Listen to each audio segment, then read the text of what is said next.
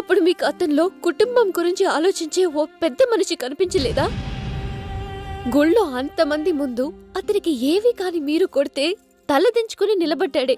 అప్పుడు మీకు అతనిలో తండ్రి చేతిలో దెబ్బలు తిన్న కొడుకు కనిపించలేదా? సరే, ఇవన్నీ మీకు వాడిలో కనిపించలేదు. మీరన్నదే కరెక్ట్. ఒక అమ్మాయి సంతోషంగా బతకడానికి పెద్ద కుటుంబం ఒక్కటే కారణమైతే, అమ్మా, నీ పెళ్ళైనప్పటినుంచి నీ బాధ, సంతోషం, సుఖం, దుఃఖం ఇవన్నీ నాన్నతో పంచుకున్నావా?